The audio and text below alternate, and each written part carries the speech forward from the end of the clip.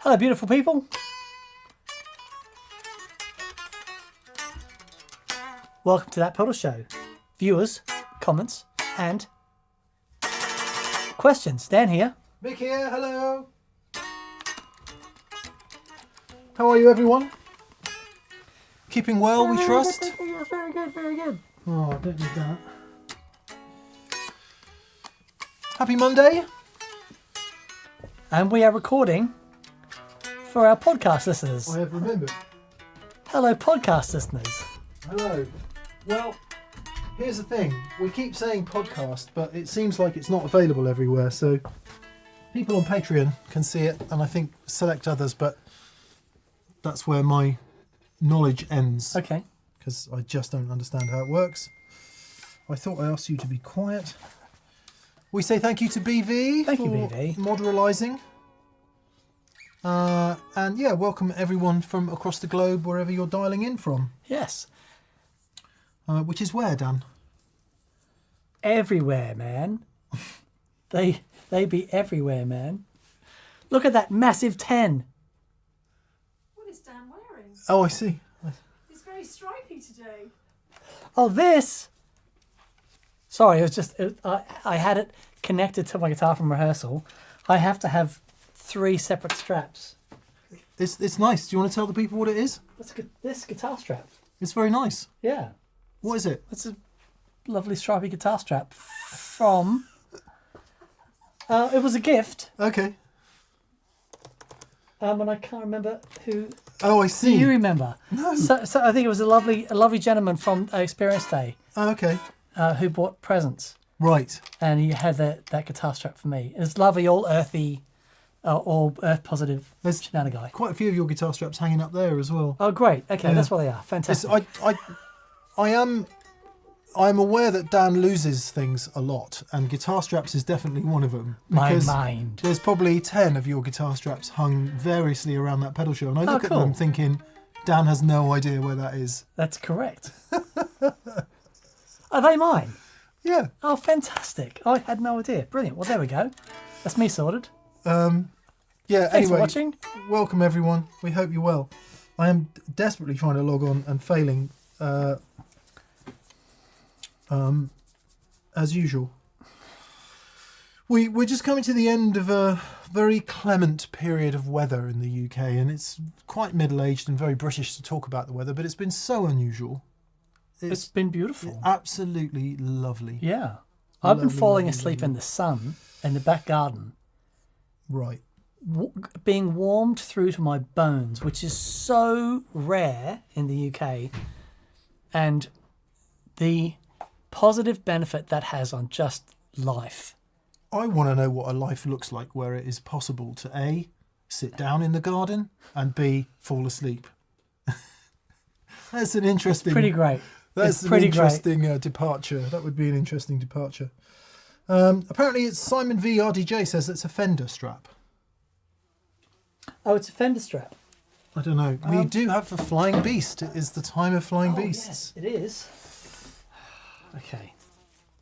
Oh, you're going It to have to is go, mate. the Wolfmeister. Oh, TheWolfmeister.com. so it's not a Fender It's strap. not a Fender strap, no. Yeah, it's very nice. Isn't it beautiful? yeah, it's it looks, really looks nicely made. Yeah, it is. It's Yeah. lovely. It's all earthy and lovely.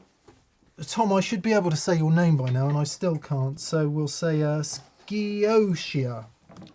Tom Skiosia is saying, is it the Fourth Doctor's scarf? That's very good. Yeah. Baker. Recalling days um, of Tom Baker, yeah. Tom Baker, there we go. Good Barb! He was the voice of Little Britain, do you remember that? Oh, yes. Look at these people. Who everyone is apologising for now. Anyway, They keep playing those clips on socials. I mean, it's astounding seeing them again, like in this. in recent period of time. history as well. Yeah. Yeah, I was thinking about it. Yeah. Anyway, no, best not reflect on Anyway, that. It is quite a big fly. it's massive. I could put a saddle on that fly. All I can see is Jeff Goldblum vomiting on his food going, I'm sorry, that's disgusting.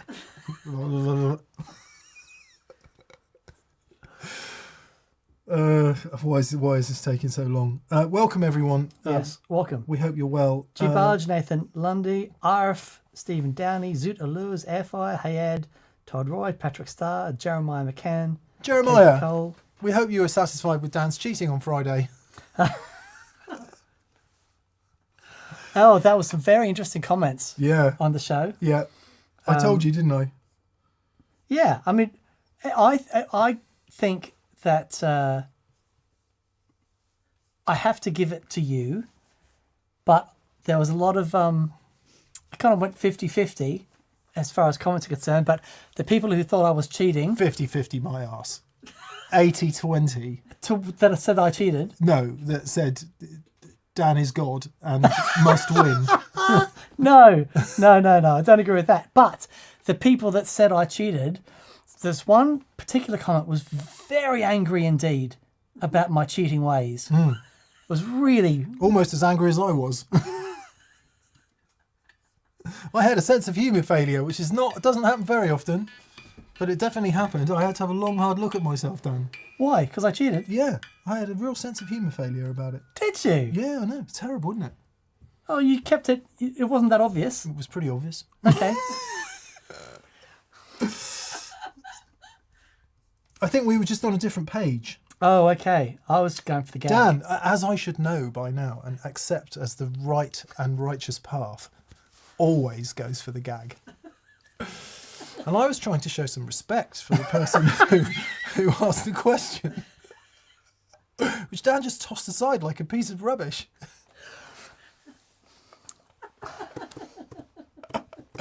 Always go for the gag. Always.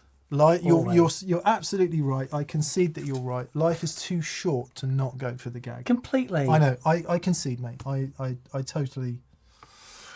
This is what spiritual enlightenment is all about.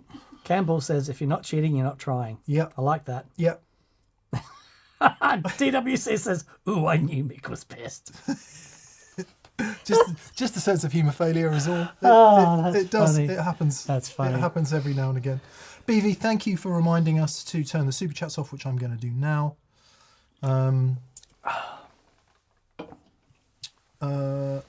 Which I have done now. So Joshua Ray Sumney, I sincerely hope, Joshua Ray Sumney, you are a blues guitar player with 3 names. That is almost everything you need to be a blues guitar player.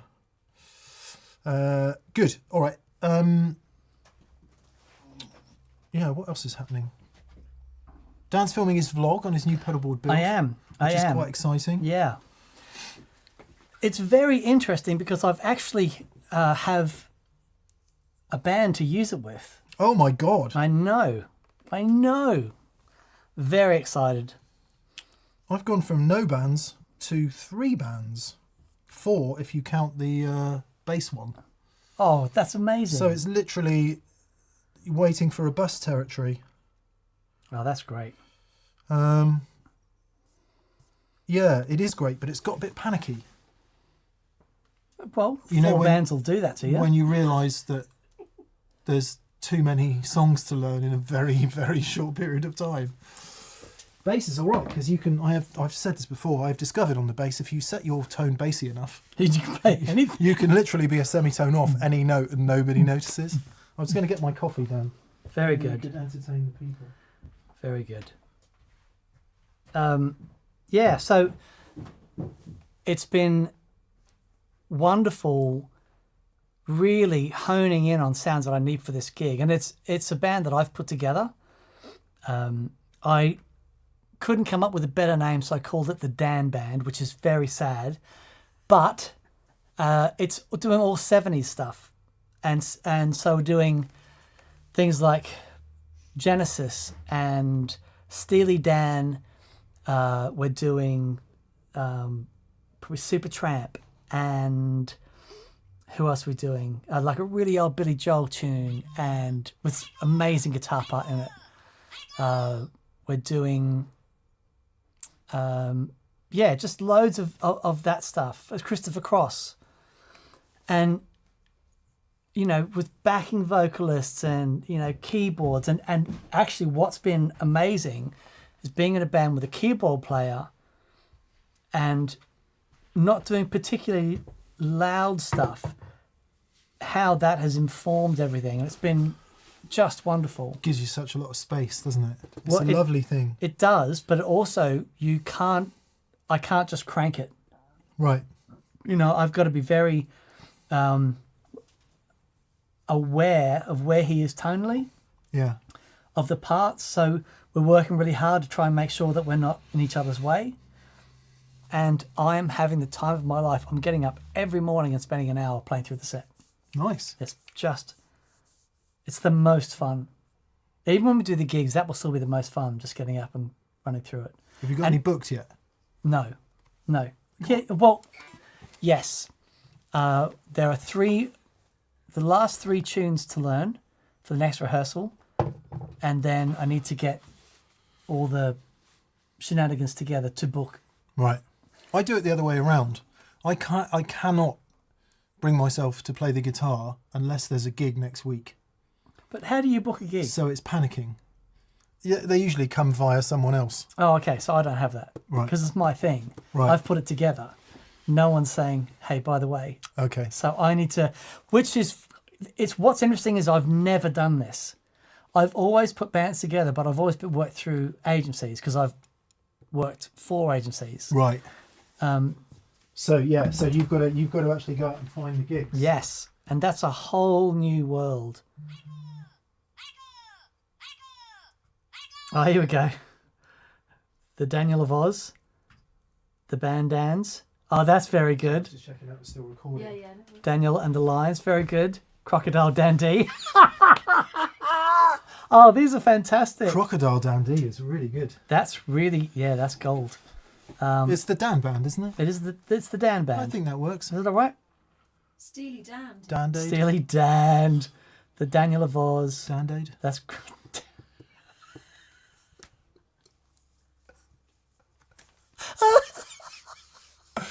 we want to say thanks to Lee Weatherall. Lee, thanks so much if you're watching. Lee, ages ago, sent us these delightful metal numbers, which make up the number 10, which is the number of years that pedal show has been going. And it does say TPS at the bottom. And they've been sat out there for ages, and we haven't hung them anywhere. So we thought we'd put them up today. Lee, thanks very much for doing that. Yep. And for using whatever means you had necessary to hew them from solid metal. They're actually metal. I'm not going to touch them because they're precariously balanced. Aluminium, I would say. I reckon before the end of the year, you'll have taken number 1 and sliced me in twain with it. I have nearly sliced myself a few times just moving them around because they do have quite sharp edges, so we just do need to be careful. Anyway, thank you so much, Lee. We greatly appreciate that kindness. I think we should probably move along with the super chats because we have a lot. Duncan Plexico is first in, as usual. Hello, Duncan. Hope you're well, buddy. He says, no question, just hello. Oh. Hello. G'day, mate. SWiz872, SWiz872 or Swizz872. Dan, you mentioning the guitar parts on old Billy Joel tracks on an earlier episode really spoke to me. Any tips for an amp and pedals that would cover that ground? Oh, yeah. Okay. Thank you for asking. Right, so there's a bunch of them. However, if you're looking at a track like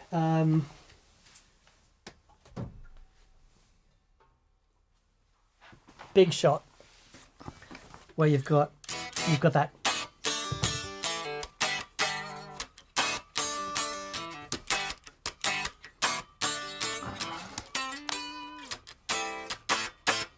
that's very telly, but when it gets to that, there's the most beautiful solo at the end, and he just picks out a few notes, and that is kind of like his clean, straighty thing, or it might be a neck pickup on a very bright telly. I dare say it is. But also, there is Junior. So, amp and pedals was the question. Okay, right. But the thing is, you've got to get the guitars right first. Right. Slapback, definitely. So if you're doing don't sleep such a waste of time. That's what it's all about. That.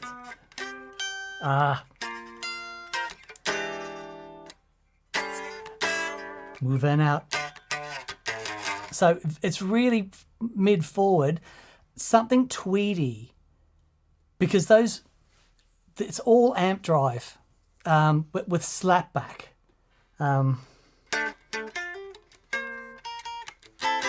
Yeah.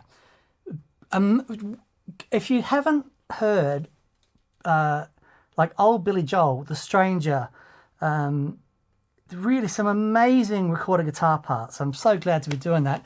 I really wanted to do Angry Young Man, but the keyboard part is extremely difficult and has to be played with a certain sort of piano because it's so fast.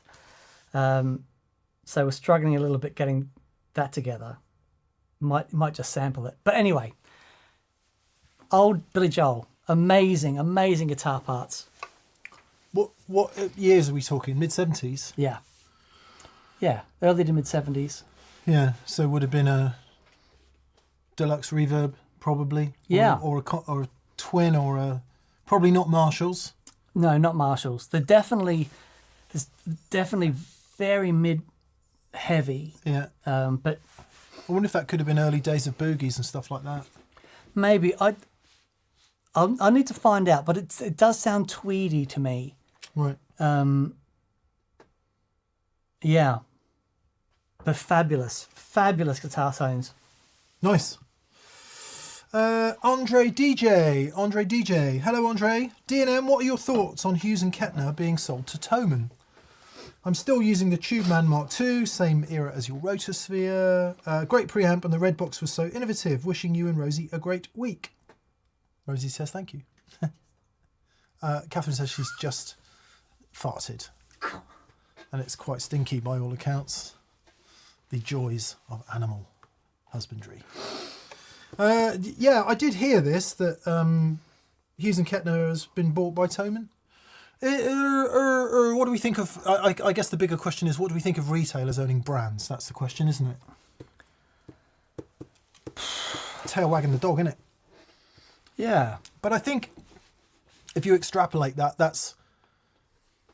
If you look at the heydays of Guitar Center in the US and the big chain retailers in the UK, they did get to a point where, and I'm sure this is true in other spheres, where the retailer sort of determines what the manufacturer makes. Yes. So, yeah, it did get a bit awkward. I think it got a bit awkward in the guitar market for a minute there. Because, as I say, the tail was wagging the dog, but then... If the retailers are reflecting what customers want, then what's so wrong with that? Thomann already have their own manufacturing arm. They certainly have many, many, many brands, in-house brands. Okay. So. If you pick any. Okay. If you pick any product group, Thomann will have. If you don't know who Thomann is, by the way, they're Europe's biggest music instrument retailer, possibly one of the world's biggest instrument retailers. They're absolutely colossal off a single site in Germany. It's a phenomenal operation, quite awe-inspiring actually, and they're good people. Hans Thomann is a decent guy. It's a good place to work from what I can gather. An incredibly successful. Yeah, we had a great time when we went there. Yeah, it's a good business. It's a really good business with people who actually care. You look at so we know they're content creators, and people do a lot of work for them, and they're just so into it. Yeah. And we've met Hans, who was again just so passionate about the having people play music. But ultimately it doesn't matter, does it? I think Hughes and Kettner's was such an interesting brand. Was started by Hans Stammer and somebody else, and I always forget the other guy's name, with apologies. And they chose the name Hughes and Kettner because it sounded Hughes on the American part to sound kind of rock and roll. And they chose Kettner because it was German and it sounded technological. And in many ways, they were sort of like the German boogie for a minute there. Really? Spirit of art and technology. And their tech development, they were early to the digital modelling game.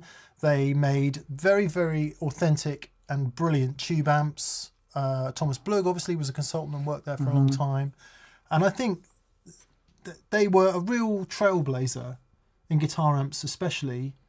And then I think the world just turned against Hughes and Kettner, because as they got further into digital modelling, the amps got more and more complex. Okay. Some people used to get really annoyed because the amps lit up blue. And I just think, the world shifted for a minute, and it shifted away from heavy tech and loads of features, and it shifted to simple stuff again. And I just don't think Hughes and Kettner ever really found its place again. Yeah, interesting. Never quite got in on the ground floor in the way that Line 6 did. Okay. You know, Yeah, and it's almost okay. like it would take a brand like Neural to come along to be the face of digital modelling. Right. Because it's new. It doesn't have a legacy to protect. It's new. Rural. Whereas Hughes and Kettner have this legacy. Yeah, okay. And it's hard with a legacy brand. You know, ask Fender if they can stop making standard Strats. The answer is no. Of course not. Yeah. You know, so it'd be interesting to see what Thomann do with it. I could be entirely wrong, but hard to imagine a multi-billion company like Thomann treating Hughes and Kettner with kid gloves and the most important thing that they own. Whereas if a company is owned, you know, the most important thing in Dan's world is the gig rig. So it's treated very carefully. Yeah. And with a single vision. Yes. And I don't mean to cast aspersions over what Thomann may do with it, but maybe they'll reinvigorate it. Yeah. I've heard lots of people say Marshall has never been in the shape that it is now under its new owners, in a good way. Yes. A friend of ours grabbed one of those new Marshalls and was texting me a couple of weeks ago telling me how incredible it is. Nice. But a company doesn't acquire a brand like that to do nothing with it. You know, there must be plans afoot to do something. And maybe it is because they have manufacturing facilities in Germany, and there is I don't know where everything was manufactured before, but as things stand, there are advantages for things being manufactured in Europe at the moment. Goodness me. Yeah. Some of it's manufactured offshore and some in I forget where they are in Germany. I've been there a number of times and I can't remember the name of the place. Anyway, thanks for the question, Andre. Simon V RDJ. Hello, mate. Simon V. Hey, Simon. First of two questions from Simon. We'll be seeing you next week, buddy, or a week after. Dear Sultans of Schwang. Very nice. That's very nice. Guitar George, he knows all the chords. But I don't want to make it cry a scene. It says, put me down. For many years now, you've had the dB meter in the background. It's always made me wonder, what make is it? Don't know, Simon. I found it on Jeff's Bazaar.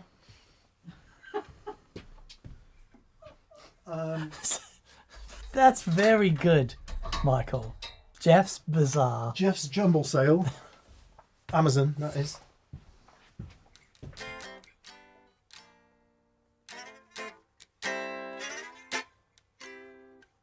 It says Sundway SND SND way Sundway SW525B. It's the fabled B model. Oh, yeah, that's rare. Yeah, with a tube rectifier. So that's what that is, Simon. We don't. The clamp holding it up costs 180 quid, and the dB meter costs 20 quid. Or 30. So there you go. We don't attest to the fact that it's accurate or in the optimum position. It's purely a constant. So yeah, exactly that. And actually, I've been thinking about moving it because more and more people have been moaning, because when the camera faces across to Dan like that, it's flashing behind his head, and whatever guest we have sat there, and Paul Reed Smith's like, I hate that. He got really annoyed about it. I hate that. I hate that. What is? I hate that. So we should move it, but you know, like all the other things we should do, it's on the list. Question 2, Simon, you've spoken to some great people over the years. Who, alive or dead, do you wish you could have in the studio to chat pedals, tone and schwang? David Gilmour. So what's interesting is because I've been learning a couple of Floyd tunes, and I'm going to be honest with you now, I was never the biggest Gilmour fan. It just, Pink Floyd was a music that sort of missed me for the most part. But getting inside a few of his tunes, he is a genius. He is absolutely a genius. And it's the funny thing is, it's all pentatonic, but the way that a blues player can be melodic with the blues with a pentatonic, what he can do melodically with just a pentatonic scale is really beautiful. But he connects tonally in a way that is very unique. And I would love to have a chat to him about that journey, about the high watts, about his whole, all the delays. It was the Syd Barrett era that actually introduced the Echo Rex to the band. Yeah. And they, there was like... hear it on the early records. Yeah. Yeah. So I think that would be a fascinating conversation because what he has achieved tonally is incredible. And I think that'd be a great conversation to have. I'm always fascinated by that. And Gilmour's would be a great case study in the gap, or at least the relationship between gear nerdery and making music. So at one end you've got people like us who have all the gear nerdery and make literally zero music, and then you've got people who just don't care about gear at all and make tons of music, and then somewhere in the middle is probably everyone else. And I'd love to know where Gilmour is in that, because a bit like we discovered with Noel Gallagher, the assumption was he didn't give a shit about gear, basically. Right. He just doesn't care. And that was always my assumption about Noel. Okay. And then when you sit down and talk to him, he really does care deeply about it. He really does. He doesn't care more than he does about the music. The music is still paramount. The music is still first. And the gear is there to be able to bring that music to being. And I'd love to know where Gilmour sits in that, on that scale. Yeah. Yeah. Dan says Gilmour, mine would be Hendrix. Just simply because he lived such a short time and Changed the world. And because of the time, I don't think there were that many great in-depth interviews with him. I don't think anyone really got inside his head. Well, it was also knew what he was doing. It was like... He was also off his head a lot. Yeah, right. So, without wishing to... allegedly. Well, you can clearly see it, can't you, in some of the interviews and stuff. But I just think he was in a different... regardless of any sort of substance or alcohol or whatever, I think he was just in a different space. Yeah. I think his whole thing was a different world, and I find him continually fascinating. So it would be Hendrix for me. Yeah. Thank you, Simon. Andrew R. That's Jimi Hendrix, by the way, not Dave Hendrix, butcher from down the road. Although he's a fascinating guy, yeah, Dave Hendrix. Yeah. Andrew R. Hello, Andrew. He can debone a chicken with a simple slice of his hand. Purple chicken running through that. Anyway, Andrew R. says, hello, mates. Really enjoyed the challenge shows and had an idea for one. 3 pedals chosen at random from the TPS collection, and then you can choose a 4th to bring the sounds together, but the solo sound of the pedal you choose doesn't count. Okay, how do we choose the random ones, Andrew? That's my question.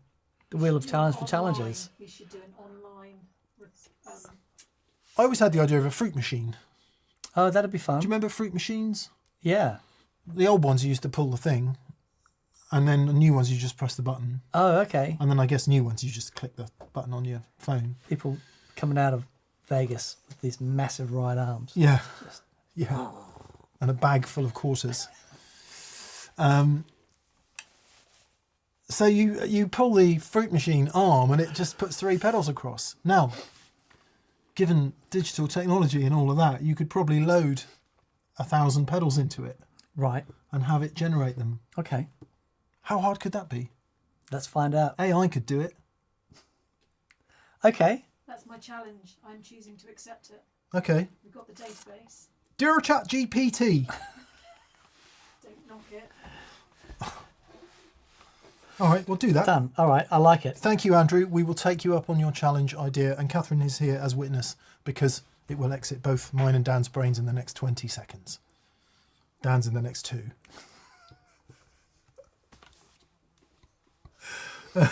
Go on. What? No. Tom Killory. Hello, Tom. New Rotosphere owner here. Congratulations. Congratulations on finding one. Upon trying it, I loved it. And it had no extra noise issues like others had experienced. Brought it out on the road, brought it home, and now it's very noisy. Is that normal? I'm sure you've done this already, but it does make a huge difference whether you have the drive up and the volume down or vice versa. So I don't know if you've got a different combination of that. The noise you're talking about, the noise I've experienced with it is a hiss noise. It is its own internal noise, gain noise. It's not an additional noise from something like, non-isolated power supply or... So just check that it's not that you haven't got it in a different environment where it's picking up noise from something else. But yeah, it does hiss a bit. And I suppose, depending on how loud you play, I don't know if the tube age could make any difference or anything like that. No, I mean, it does have a noise floor. Yeah. But it sounds majestic.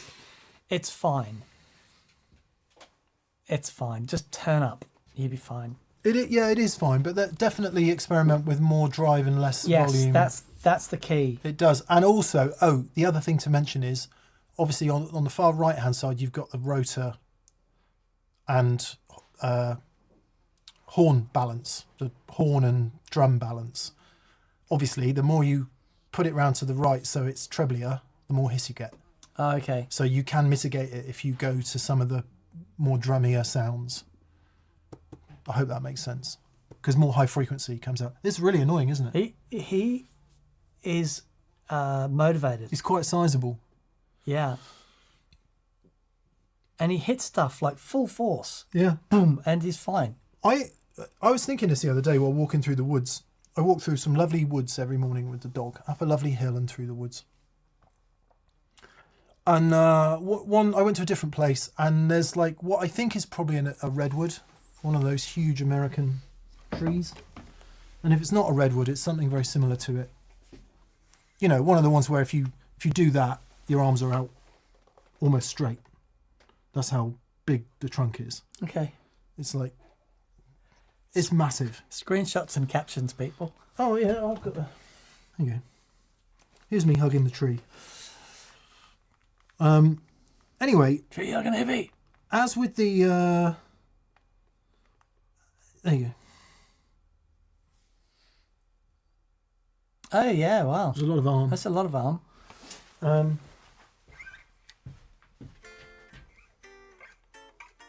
It's a big tree. I mean, clearly it's not as big as the ones in California, but it's a big tree. There's me and Rosie looking up it. Ah, she's so ace. Big tree. Yeah. Anyway, back to the fly hitting into things. I've decided that humans are the least evolved things on planet Earth. Because all the rest of it can survive peacefully, reproduce, live. You've been watching The Matrix. I haven't. Okay. I reject the premise from the beginning of that film.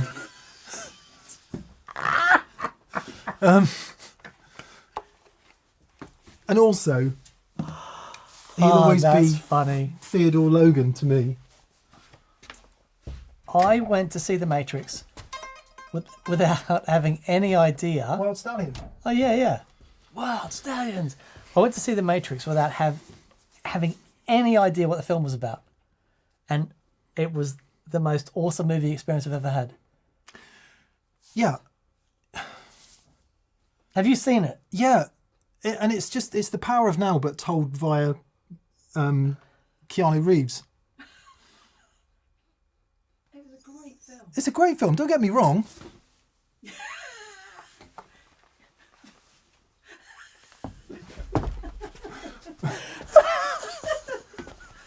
But it's a very well-worn analogy Oh, okay. Yeah, I just had never seen anything like it. yeah. I suppose my Look ultimate at the size of my that ultimate thing. question is, why wouldn't you live in the nice world where monsters aren't going to kill you? Oh yeah, ignorance is bliss. Exactly. Yeah, Exactly. But of course, direct quote from the film. I'm just not going to go there. Anyway, I have decided that humans are the least evolved things on planet Earth. Well, you're so evolved that you were able to have the thought that humans are the least evolved things on planet Earth. Yeah. I think that's pretty involved. Evolved even. But they've gone past that. They've realised they don't need that. They've realised that all that does is cause suffering. The fly. Or ignorance is bliss. Never had the thought to begin with. Well, maybe, but they've been around a lot longer than we have. Okay. Muntjac deer, 15 to 35 million years, according to Wikipedia. Are they good eating? I don't think so. No? You'd have to get a really young one and they're not that big. Okay. I'm sure they are. I'm sure they'd be all right like any deer, but if you're going to get one off the road... They are weird looking creatures, the muntjac deer. See, I know you've never eaten roadkill. I grew up in a what? I grew up in a harder time, Dan. Will you ate roadkill? Yeah. Well, okay. Yes, well, I used to go literally fishing for my supper. That's different. This is spectacular viewing. This is what people tune in for. Oh, it'd be great if we hit like in stereo and they could hear the fly. Yeah. We should, I can hear BV slapping his forehead from here. Face palming. Because we've got about 3 super chats into 27. So, right, we're going to hurry up. Good luck, Tom, with the Erotosphere. Daniel Thornton, you are playing a live gig. What are the essential tools you carry with you? Thank you for all you do. Tools, not as in not gear, but tools. Yeah, so forget things like capos, guitar tuner, string winder, string snip, spare strings. They all go without saying. That's a given. Okay. Screwdriver, Pliers, pliers. spare valves. I'll never take spare valves. An important lesson that I learnt from teching with Robin Ford last week. Yes. What else? A multimeter. Just spares. Spares of stuff. Speaker cables. IEC cables. Make sure you've got spares. Trouble is, you end up carrying a whole B rig, don't you, Yeah, if you're not careful. and that's fine because it's the time that you don't do that you'll need it. Yeah. Look, massive thank you to the guys at Guitar in Camden who saved my bum. That's what they call it now. Yeah. There's a lot goes on in Camden. You know what that place is like. What did you buy at Guitar then? Guitar stands. They very kindly gave me a couple of IC cables, spare speaker cables, fuses. Take fuses. Fuses is a really good shout, actually. Slow burn 1 amp fuses. It's the things that are likely to happen, and a fuse going in your amp is really likely. It's a showstopper. Yeah, and it's likely. Yeah. The only problems I've ever had with tube amps is rectifier tubes and fuses. Yes. That's it. Yep. Screwdriver, big and little, square and flathead. Pliers are always helpful. Yes. Yeah. I usually make sure I've got that. And then Allen keys for anything that requires an Allen key. So, a basic toolkit. Yes. Yeah. Obviously a hammer for fixing things that need to be fixed with a hammer. But yeah, Dan's right. You can end up taking a whole B rig, can't you? Yeah. Yeah. Yeah. But yeah. Breakables. Swizz872 again. Thank you for your generosity today, Swizz. Just saw an article that says EQD, Earthquaker Devices, may have to file for bankruptcy. Just get off.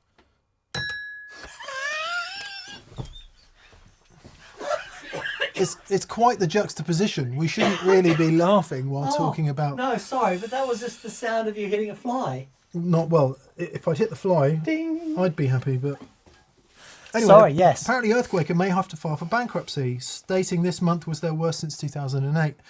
Much love to all at EQD and all pedal manufacturers who dare to take risks to create our inspiration machines. Yeah, and clearly, any company that's, if that is true, and Dan has heard it as well, and you think it's true. There was an article this morning that I looked at, and they've got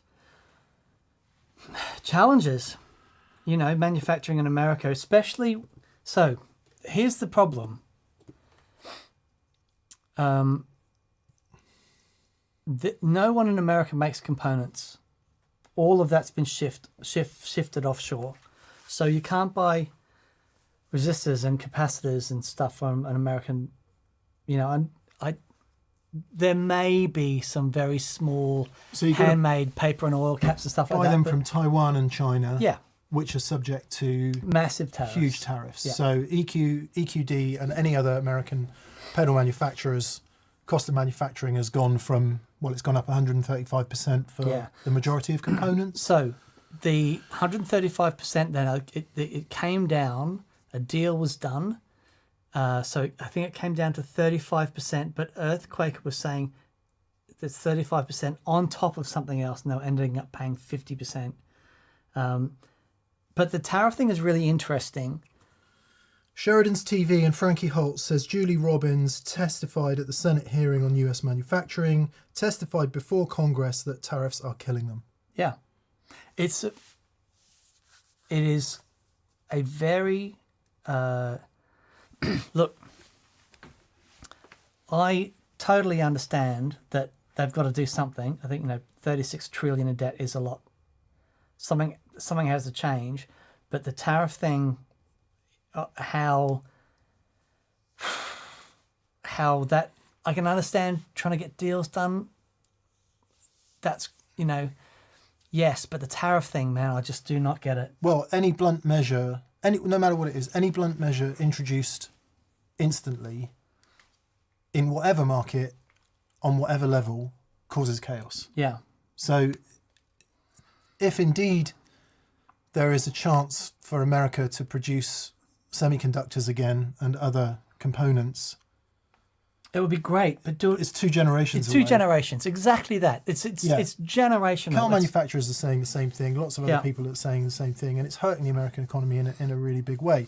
With this absolutely bizarre situation that potentially European pedal manufacturers would have a huge competitive advantage over American pedal manufacturers. So weird. Yeah, so everything that those tariffs are designed to protect, they are killing. Yeah. And you can't argue against that at this point. Yeah. So... And look at, a lot of people have come out saying the same thing, and just the devastating impact it's having on American manufacturing, because what's happened is prices have gone up. That is affecting the American consumer. There was a massive trade show in China a month ago, and their biggest market being America, no Americans turned up. Yeah, no point for a minute. No. Yeah. So, it is having global impact. But here's the other problem. Being a manufacturer of stuff in the UK, we think, well, it's not going to affect us. However, if Americans aren't buying components from these factories, then half of their component exporting is gone. Yeah. So it gets less worth it for them as well. Absolutely. That's going to have a massive knock-on effect on manufacturing globally. Meanwhile, Uli Behringer is rubbing his hands together because his market share just tripled. Right. And the huge companies, the monopolies, I'm not saying that Uli Behringer has a monopoly, but the bigger companies who have huge market share and the pockets to wear it, they survive. And the little guys go. And that's how you end up with Amazon. Yeah. That's how you end up with massive single suppliers. You know? Yeah. So this is interesting, and Tom Scotia says TCMC opened up a chip fabrication facility in Arizona. They still had to import 50% of their workforce from Asia, not enough qualified people in the US. And I was actually having this conversation with Robert Keeley, how it's not just about the components, but so much of the skill, like engineers, there's a lot to be considered when bringing manufacturing back into an area. So anyway, it's a very in-depth, and this is not a political thing. No, lots of people. BV is saying, please don't get political about it. It's not political. No. It's economics. Exactly. And I appreciate those two things might feel joined at the hip, but it's just business. It's economics. Yeah. It's supply and demand, and it's jobs, Yeah. which is politics, I guess. Sorry, Yeah. I'm really trying to. Did you get it? Fly. No. No, it's on your arm now. Yeah, it's Yeah. So anyway, watch this space. But sending all the love in the world, even though it's useless. Right there. apparently our audio's out of sync, which would be really annoying. Yeah, their reflexes are so good. Okay, right, there we go. Yeah, so let's forget that. Okay, we're out of sync. I don't know why that is. Keep talking down. Okay, let's see. Audio. Everything's politics. Look, the UK is exactly the same politically. It's an absolute minefield. Europe, everywhere. It's all going through this massive upheaval. But it has very real impacts on people. It's very interesting, like in the UK, small business accounts for like 80% of the workforce in less than 100 employees, 80% of the workforce in the UK.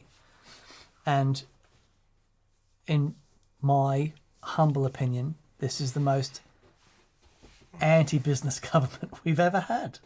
It's incredible. But so it happens everywhere. I'm going to remake my evolution argument and say, how much does that fly worry about the economy? Yeah. He's past it. He's like, I don't need no economy. I just need to eat shit all day and annoy you. Yeah. And I get like 36 hours of the best life, and that'll do. And there's 18 billion flies that will come after him. They're going to win, mate. They're going to win. Yeah.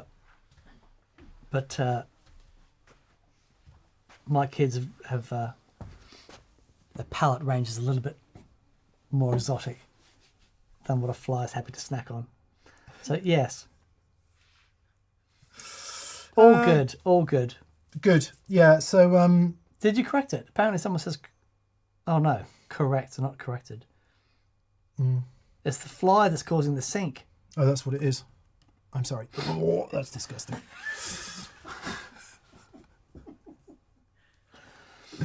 Gina Davis, she was in that film, wasn't she? Gina Davis, yeah. Yeah. She was the only person tall enough they could find To play against to him. stand next to Jeff Really? Goldblum. I made that up, but I mean, it's likely, isn't it? I think we're in the age of just making shit up, Yeah. so let's do Yeah, it. great. Yeah. Great. Adam Dobbs, hey Adam. New pedal and TPS shirt day. Adam, thank you for buying Thank you, from buddy. that pedal show store. We really appreciate it, mate. It helps keep the old ship afloat. He says, love the tea and very impressed with the packaging. Catherine is clapping. Someone was asking, who's that lady? It's Catherine off screen. Exotic packager of wonderful products. And You'll never see Catherine on camera, by the way. She is absolutely averse to being on camera, so don't Yes. ask. Catherine is the reason we exist. Get out. It was on your tea. Did you get it? Negative. Man alive. Todd Roy says, seriously, congrats on 10 years, guys. Who came up with the channel title, That Pedal Show?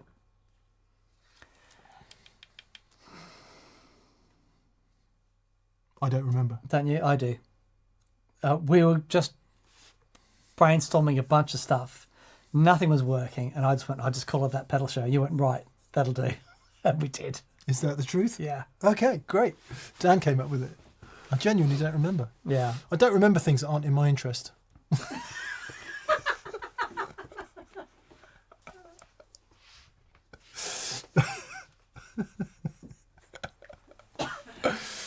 I don't remember things that aren't to my distinct advantage. It's not true. See, if Bruce Lee was here, he'd have had it by now, wouldn't he? Oh, completely. He'd have been like... Yep. If He'd have been Daniel LaRusso had the chopsticks... like, don't look at the finger. Otherwise, you miss all the heavenly glory. That's what he would have said. Okay. Yeah. But Daniel LaRusso would have had the chopsticks and gone... Yeah. And then he would have defeated Steve Vai in a guitar battle. Oh Jesus! That would have been never going to get through. That would have all been a today. great ending to that film. Anyway, Adam Dobbs says the King Tone blues power is so good. One step closer to ending my tone journey. Thanks for 10 years. Take more from the chat. Nice one, Adam. What's the blues? The blues power is one side of the. Oh, it's no, the blues power. Yeah, that's right. Is it one side of this? The dualist? Maybe it's the blues breaker side. Let's see. Would make sense, wouldn't it? Hope Jesse's doing okay, actually, because I think we heard that he'd been affected in a big way by the fires Oh, yeah, right. in California. So I haven't heard from Jesse. I hope you're doing okay, Jesse, if you watch this. Oh, wow, that looks amazing.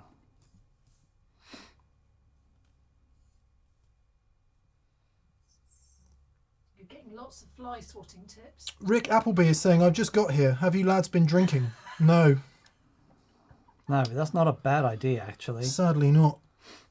I did buy some tonic. Oh, Texas Blues Alley said his house burned down. Oh, God. Yeah, I did heard that. Oh, man.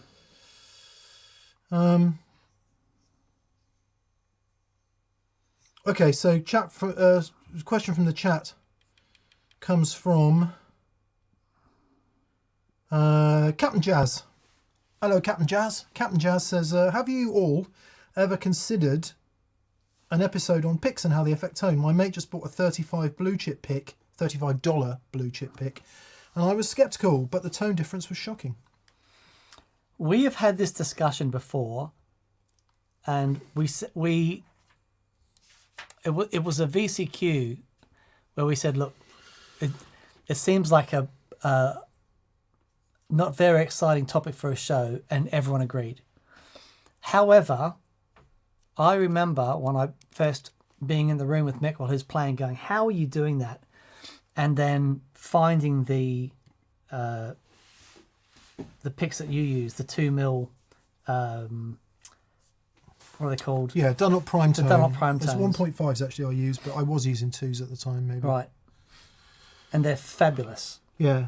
And I veered left as I do, but it's a massive thing.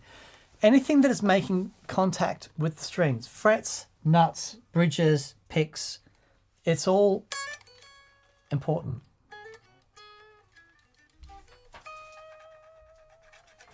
Yeah. A contentious statement coming from me. All the best players use medium picks. Okay. Medium celluloid picks. Tell me I'm wrong. I would think of Eric Johnson for a second because I think he uses the He uses Jazz 3s, Jazz doesn't he? 3s, stubbies. So but, does Andy. like, Andy uses Jazz 3s, does he? Uses something like that. But like Bukovac. That's Robin's pick. Yeah, I was actually thinking of Robin. That's just a standard medium celluloid pick. Yeah. Same as Bukovac. Oh, really? Right, that's what I'm using from now on then. Scott McKeon. Oh, really? Okay. I don't know about Joey. Landau. Really? I think so. I think they all use, because here we are all using thick picks, and there they are using medium picks. And I think it's to do with the dynamic, right? Because Dan's a very hard hitter, and I'm a moderately hard hitter. But if you watch, I think if you watch all the best players, let's take a few out. Let's take Stevie Ray out. Take a handful of that sort of heavy blues guitar people out. For me, all the best. God, it's such a tough word, isn't it? All my favourite players who play the most musically, dynamically, are not hard hitters. Oh, okay. Robin included. Yeah. No, Is it not a hard hitter at all? No, he is not a hard hitter. However, there is something eerie about the way he plays. So Doesn't mean he can't hit. no, hard. no. I picked up that. So he bought a 52 gold top. We went and picked it up from. Right. Story goes. Found this guitar. He was looking for one. ATB was at the guitar show in Birmingham, and they had 3 gold tops there. You did tell the story last week. Okay. Anyway, picked that guitar up. Robert came down to Cheltenham, picked it up, and then I played it. I'm like, this is how it sounds. And then he played it, and the notes exploded off the neck when he played it. So there is something. It's this thing that you do as well. There is a way that you attack the string, and it's commanding. It's very, very cool. And it's like the golf shot. If you try and hit a golf ball really, really hard, Yeah. you won't do it. Yeah. There's a technique and a way that you do it to make sure it goes further. I think there's the same thing with playing guitar. There's a way to maximize. If you hit it hard, it just chokes. I just get excited. Well, also, what's happening at the amp? Yeah. So if Dan was to play my rig, he would sound 2 to 3 times louder, twice as loud for most of it, because I have the whole thing set louder and more open. And I am learning, I'm trying to develop to the point where I'm not hitting the shit out of the guitar all the time. I like that. Because I think they sound better when you don't Yeah, no, I agree. hit them hard all the time. I agree. But it's hard, it's a habit, isn't it? Yeah. And if it becomes how you're most comfortable playing, changing it takes you out of that, and then you don't play as well. So it's all a compromise. But yes, back to the point, picks. Massive difference. Massive difference. Thomas Skovsgaard is saying Julian Large uses blue chips, and I can see that, because Julian Large has a minutely delicate touch to the guitar. Yeah. He has an incredibly light touch. Yep. Or at least it looks like he does. I've never seen him up close, but watching videos on him and stuff, he seems like he has the most deft of touch. Apparently, Eddie Van Halen used mediums as well.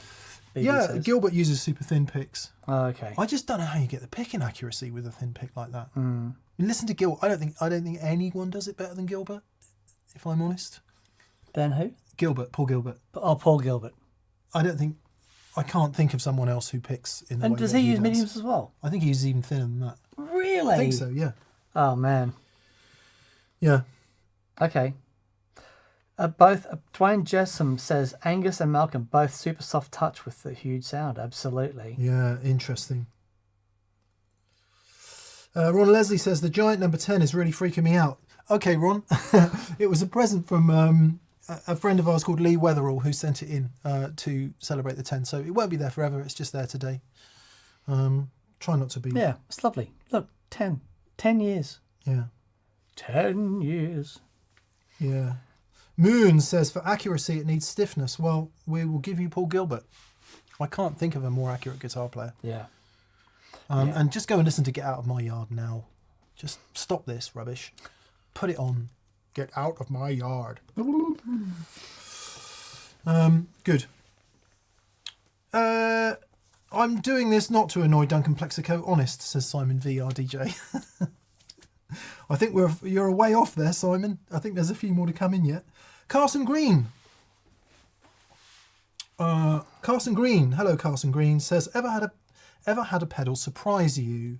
I thought the Zen Drive was super saturated, but because of John Cordy's style, I just tried one with the Drive Below 9 and I love it. What I always wished a Tube Screamer or a Klon would be. Yeah. Sorry, I made a mess of that. Carson is saying that because he's heard it in the hands of John with loads of saturation, he was surprised that it can do clean tones. Cue Robin Ford story. Okay. The biggest surprise I've had recently was a fuzz, which you'll hear for the first time tomorrow, fuzz from DevTech Audio. which is the DSTOSM Dark Side of the Moon fuzz. And I thought, okay, we'll give it a go. And I plugged it in as like, it was... And I wasn't expecting... Why was I surprised? Because it's supposed to capture sounds from the Dark Side of the Moon, which I'm sure it does. But just as a fuzz, it's really wonderful and works post buffers, which I wasn't expecting. And it sounds fantastic. So that was a surprise for me. Pedal that surprised me. Loads have down the years. Biggest pedal surprise. Probably the Chase Bliss CXM 1978 reverb. Because, you know, I don't like... It's not my thing, the big digital cobblers. Whether it's reverb, delay, whatever it is. I'm just not into it. Because I don't know how to use it. But that, I just use all the time. It's not on my current board because it's too much hassle, and it's too big. But I do use it in the studio, and I am trying to find something that sounds close to it for my pedal board, and you know, so far failing. So yeah, it's that CXM 1978 reverb, which I love. Barry Thomas says, Catherine with a K, I'm very embarrassed. I apologise for the mistake. Why was he embarrassed, Catherine? Because Barry Thomas says, thanks for everything. Thanks, Catherine with a C. Oh, I see. It's an easy mistake to make, Barry. Don't worry. Yeah. Love the shirt. Was just lent an Ibanez standard WOW fuzz. WAU. This thing is wild. Do you know anything about it? Any weird old gear you still want to try? All of it. Yeah. I love weird old gear. I really want to... there's I want to try a real oil can delay. Apparently, Peter at Hampstead has got one in for service, and the guy that owns it said that we can borrow it. Nice. Which would be really fun. Nice. So the Ibanez WOW fuzz, Fuzzwah. Apparently, the sound of the Stooges. Oh.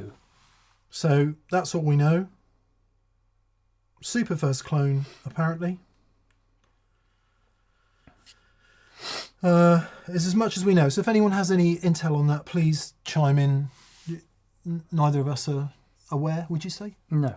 No, I do not know it. I'm guessing it's going to be a Shin thing. Unless... Oh, no. Actually... no, it would be a... what do they call the company that made all the Ibanez stuff? But when I think of Fuzzwah, I think of the Shin Fuzzwah, which I have up here. I've got two.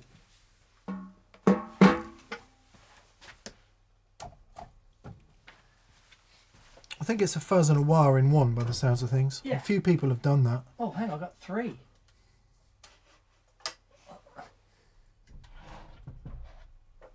I'm such a silly bird. Here we go. So these are really old Fuzzwahs, which are, I think they're all Shin. So there's a Fuzzwah. Come on. Stand in front of the camera, mate. Yes. If you actually physically stand in front of the camera. I got it. There we go. So that's one. You get a Fuzzwah. You get a Fuzzwah. Everyone gets a Fuzzwah. Way, cue crowd applause. Yeah, but these are all Shin type things. Very, very cool sounding things.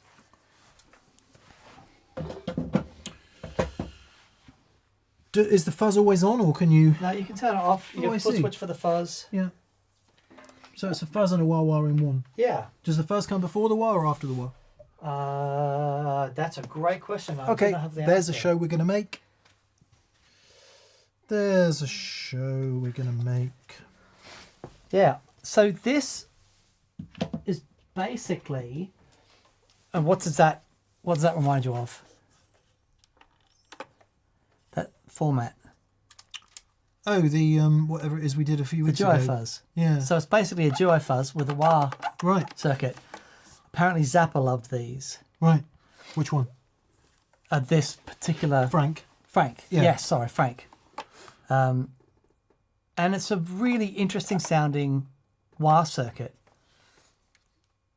Yeah, it doesn't quite sound like any other. Well, there you go. There's a show. There's a show. Fuzz wire. There's a show. There's a show. You get a show.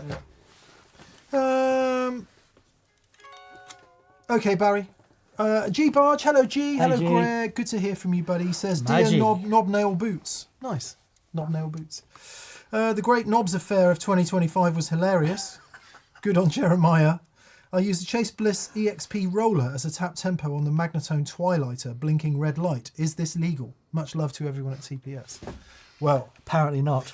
G, we know that your former life involved being in courtrooms across the world, or certainly in the United States. So I think you would be the Yes.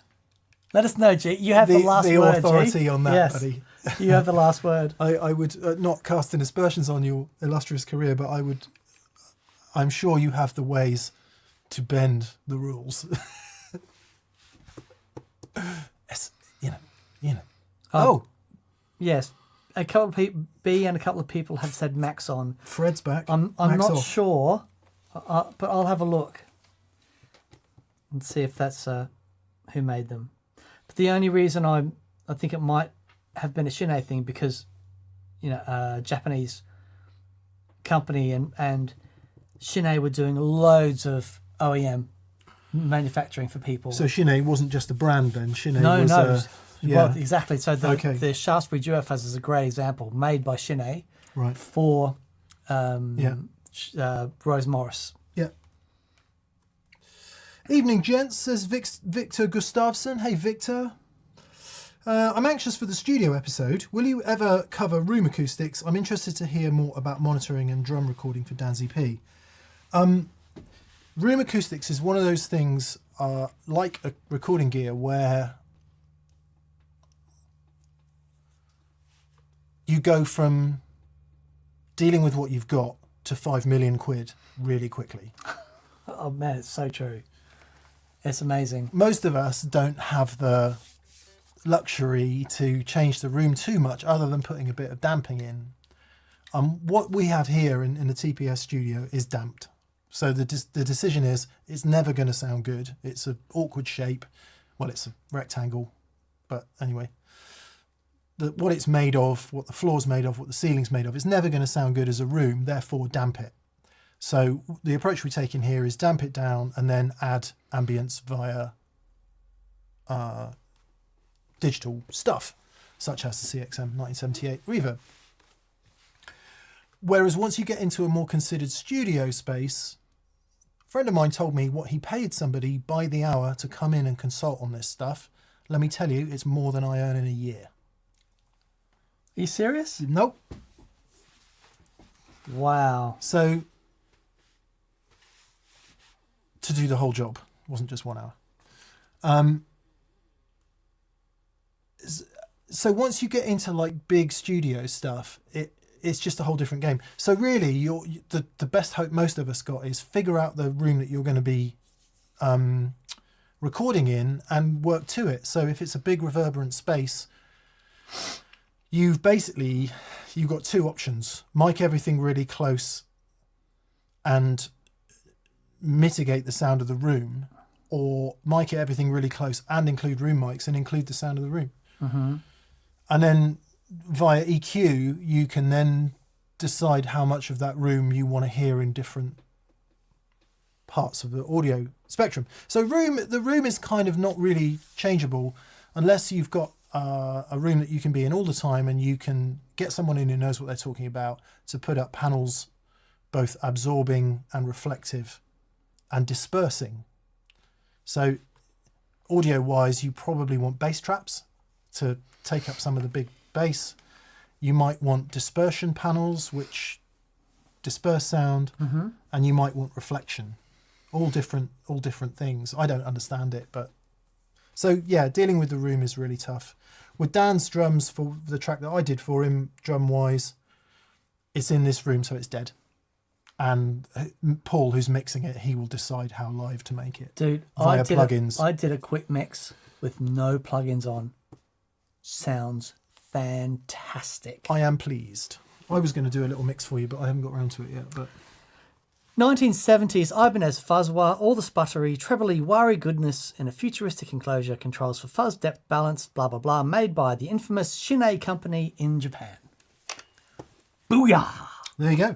There you go. So yeah, Victor, what I will, I am going to update the sort of studio and audio process vlog as part of our 10th anniversary celebrations. And it's, you sort of step with trepidation into anything like that, because at the beginning I'll put a massive disclaimer to say, this is how we do it, you know, because everyone gets a bit testy about it all. And it's look like this isn't the best way to do it.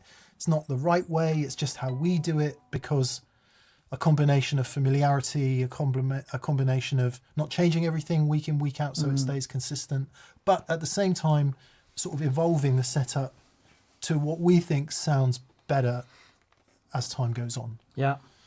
Yeah. So yeah, I'll do that with pleasure. Martin Tracy. Mick. Hello, Martin. Martin Tracy. Mick, did you consider capacitors of the value 0.022 and 0.047 and the characteristics in terms of roll-off while building the looms for blues pickups? Just want to get your thoughts and advice. I did, Martin. I had everything in blue from... Did I go as far as a 2.2? Yeah, I think I did. So, very, very brief recap. In original Strats, it was a 0.1 value capacitor, which is quite a huge cap. Massive. And that means as you roll the tone down on a Strat, for example, you lose quite a lot of the upper mids as well as the high end. As the cap gets smaller, so down to 0.047, which was the next standard one, you're rolling off a higher bit of the frequency spectrum, and then when you get down to 0.022, you're rolling off even less. And that's all cool. And it's very easy to say, of course, what you would want is a really tiny one, so you're only rolling off the very highest frequencies, but it's not as simple as that. What I found was that it affects the rest of the sound of the guitar as well, especially with things like when you roll the volume down when you're using fuzzes and stuff, which is really subtle. So in the old Strat, the 61, that has the 0.1 original cap in it. The old, they call it phone book one, flat one. I think, does it have that in it? Or does it have the later one? Anyway, the value is 0.1. Blue ended up with a 047, I want to say. And that worked okay. But on Blue, I had it on the bridge pickup. On the old Strat, I don't. It doesn't need it. So I haven't sweat too much about it, but that's what happens. And again, I just don't know enough about electronics to talk about it with any sort of knowledge. But the interaction of the specific pot value, presumably what the pickup is doing in terms of like Henry's. Yeah, the pot value is about load. But then the way the pickup is interacting with that, it's resonant peak. Oh yeah, completely. All of that. It's everything affects everything else. Yeah, it's all really interactive, because remember, it's like this tiny levels of signal you're dealing with. Yep, exactly. So, yeah, I don't... Short answer, 022 or 047 are going to make you happy. Dave Oshman says, Lindy Fralin suggested a 0.002 and he loves it. And then Gene Joe Hung says, is that how treble bleed is done? Treble bleed is, think of your bright cap in your amplifier. It's a cap that goes across the lugs of your volume control, so that no matter where you are with the volume control, there's always a bit of top end going through. So if you imagine volume all the way up, the cap essentially disappears. As you turn the volume down, the capacitor that goes across the pot is letting a very small amount of top end frequency through. So as you go down, it remains bright. It's exactly the same thing as the bright switch in your Fender. It's just a cap that goes across the volume thing, and you can just flick it off. But there's other ways that you can do it as well. Well, other ways, you can have a resistor in parallel with that capacitor, or you can have it in series with that capacitor that has different effects, so it tapers differently. If you imagine that you get down a halfway, but you still have that capacitor like on full, it becomes very bright and awful. Yeah, but it is basically the same concept as the bright cap in your amplifier. And next question, do you use the tone control? One thing that's just occurred to me is I'm going to do the unthinkable on the 61, and I'm going to put a 5-way switch in because it's annoying me. Okay. To get to positions 2 and 4. Even though I don't use them that much, it is annoying me. So I'm going to put a 5-way switch in because it has the pots aren't original in that guitar. So it doesn't really matter. And secondly, I'm going to disconnect the neck tone control because I never use the tone control on the neck pickup. Right. Great. Ever. And I just want it to be a little bit brighter. There you go. And Matt Schofield does the same thing. So that's the next question. Works great. Do you use the tone control? I used to use it a lot on the bridge pickup of my newer Strats because I find them to sound shrill, but the old one doesn't sound shrill at all. It just sounds perfect without a tone pot attached to it. So if you don't use the tone pots that much, don't worry about it. Yeah. Don't sweat it. Yep. And if you do use the tone pots, it should be relatively easy. Decide how much high end you want to roll off. Mm-hmm. I don't know whether it's because I'm getting older or what, but the idea of rolling any high end off a Strat is just don't want that anymore. No, really. No, I agree. Because I got the Gibsons for that. Yeah. If I want darker sounds. Mm-hmm. Yep.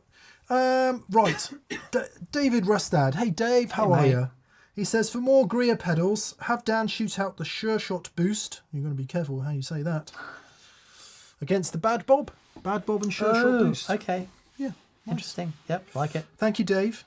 And David Tompkins. Hey, David. He says, I've got a depth gig this weekend on a silent stage with in-ears for the first time.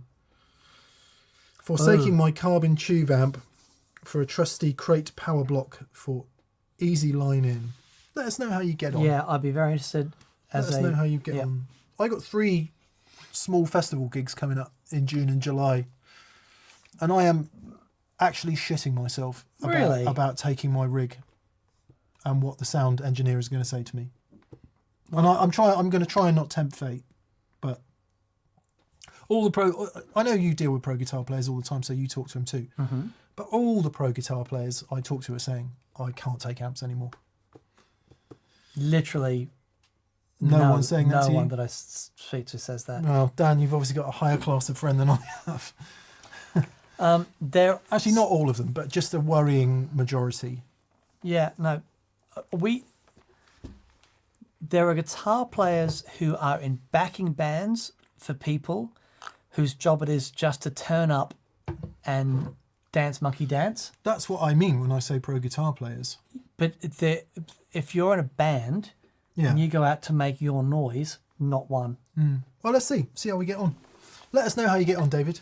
I'm trying not to make it a foregone conclusion. But we'll see. We will see.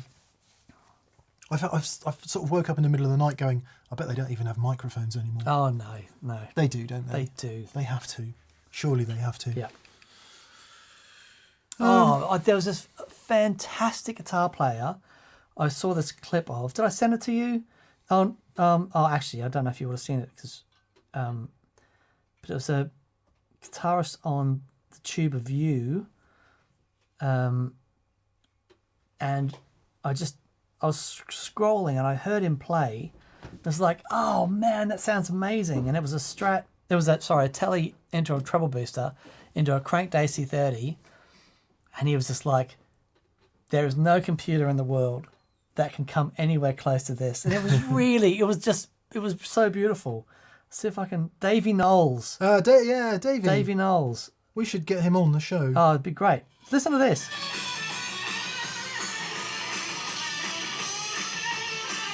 He's a great player. He is awesome. Look at that.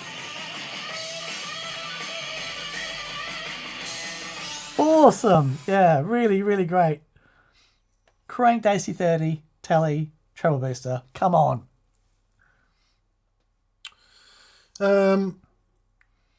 Apparently our audio is out of sync, so I'll investigate that for next week. Apologies, guys. I don't know why that is. I literally have we use a very fancy Roland streaming device that should fix it all, but Oh, okay. so I have no idea why that is. Apologies. I'll check everything.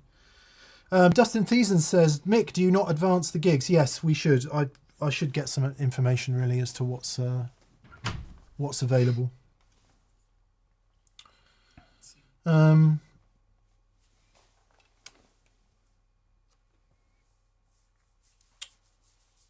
Yeah, good.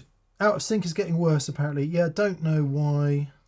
I just don't know why. Todd Roy says it's barely out of sync for him. Okay. Well, yeah, we'll have a look at that. Yeah. It's the 10. Yeah, people are saying that, causing a break in the matrix. I'm in the very odd position now where the broadband at the... So you know how bad the broadband is here, right? Because sometimes we can't do TPS, but it's still, compared to what I was getting at home, which was 0.2 up megabytes. Oh. And 7 megabytes down. That's terrible. Which is, you can't really do anything. You can't really watch TV even. And now, Daniel, I have 250 down and 125 up. At home? They've installed fibre to the door. Oh, that's huge. It's very good. I uploaded this Friday's show from home and it took 17 minutes. Man, that's amazing. Takes about an hour from here. So it's good. Bit by bit, the world is catching up. Yeah, amazing. Simon VRDJ says, can't wait to see you guys for the experience day on the 30th. I'm excited. I'm like an excited gardener. I'm wetting my plants. Very good. Boom, boom. Plants, like perhaps, would be better. Mm. Did I beat Duncan? Not yet, mate. Thanks, Simon. We're looking forward to seeing you as well, buddy. Ryan Sittler says, Verity and I thank you for the birthday message last week. She was thrilled, and we appreciate you all. It was Verity's 10th birthday last week, and we sent a message. So, hope you had a good week, Verity. Basil Tiffany, what about expensive speaker and XLR cable? Is it worth it?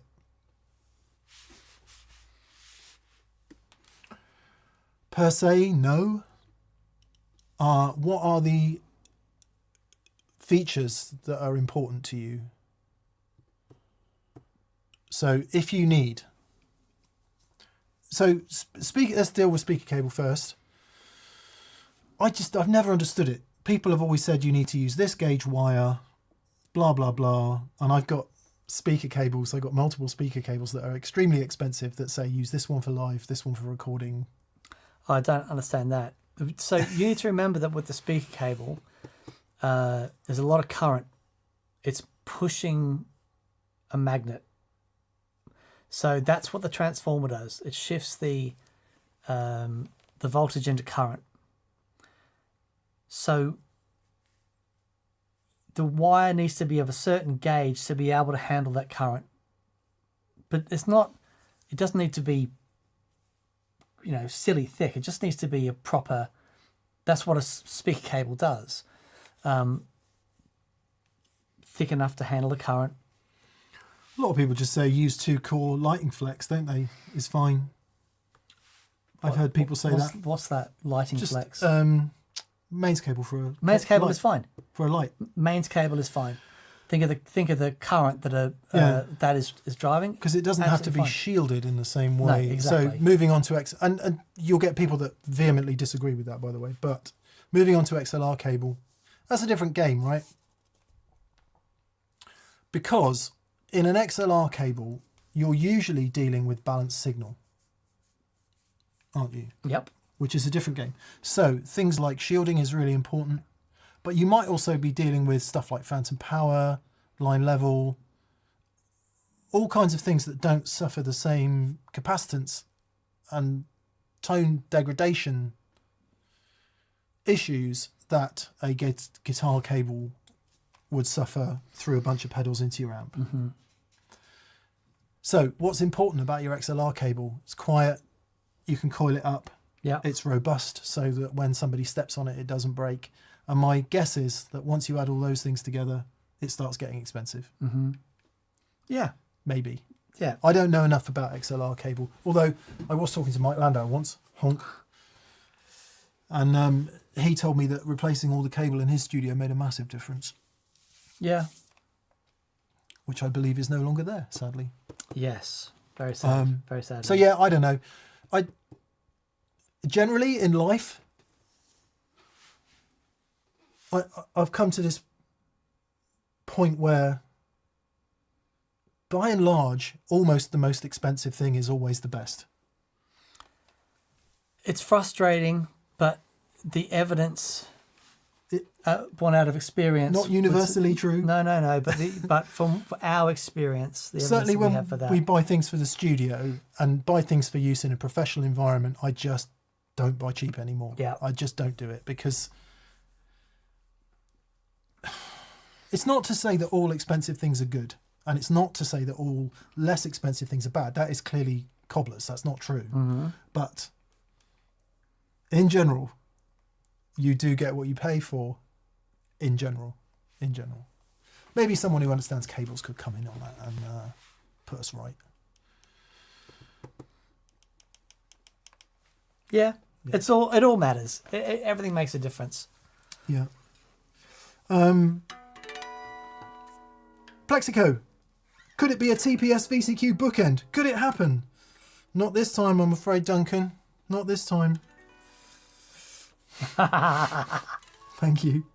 Rycow says, I got a Red Wing question. Yes, Raquel. As it's an analog pedal, why is the power requirement so high? More like a digital pedal. Yes, because there is so much going on. So first of all, you need to take your analog pedal and double it, because you have two completely separate flanging circuits in there. Then you need to get the headroom and everything that Red Wing's got. It does take an amount of current.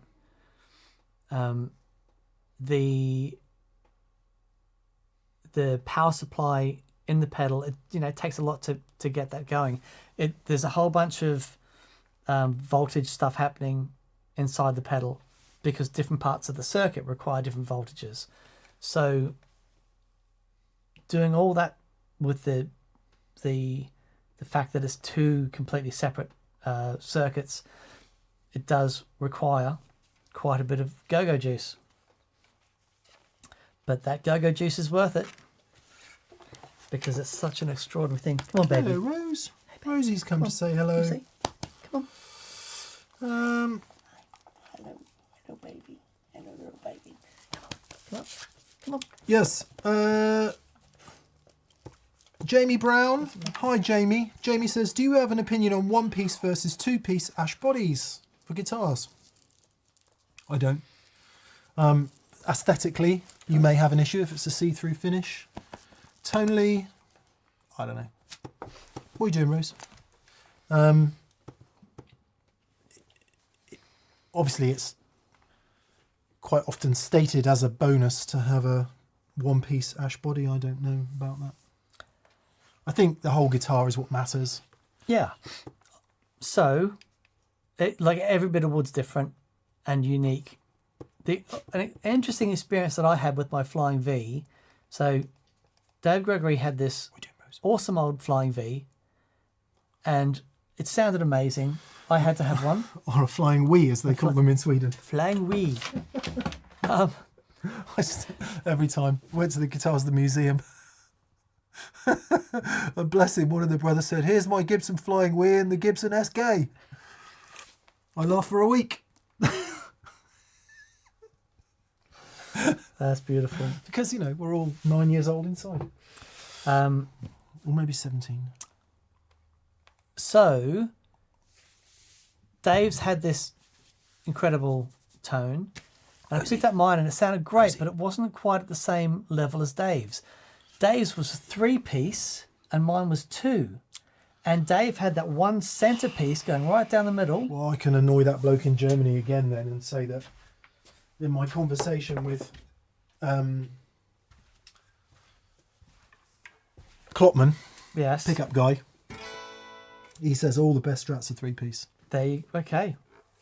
I think that's very interesting.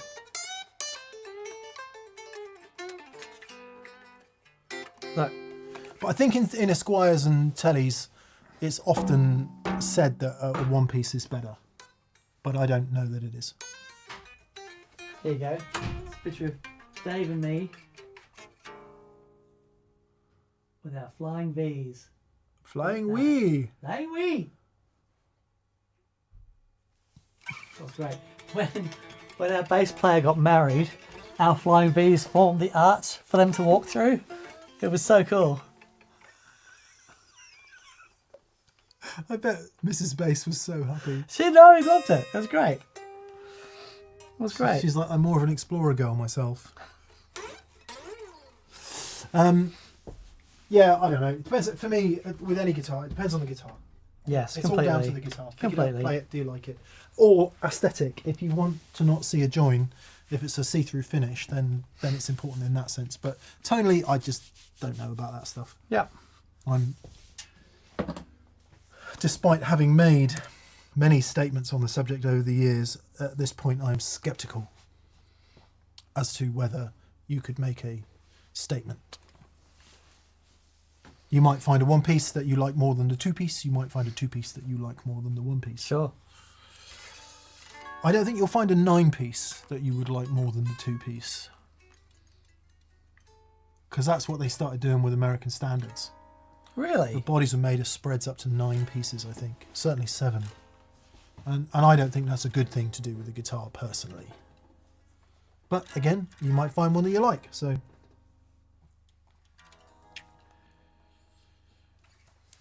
Raf Freitas. Hey, Raf. Hey, He Raf. says, hi, keep on keeping on. Here's to 10 more. Thanks, Raf. Thank you, mate. Thank you, buddy. Joshua Ray Summy says, thanks for everything, fellas. Do I need a ground loop to use a radial stereo effects loop with board with a mic'd signal? Let me try and unpick that. Mm-hmm. Do I need a ground lift to use a radial stereo effects loop? What's a radial stereo effects loop?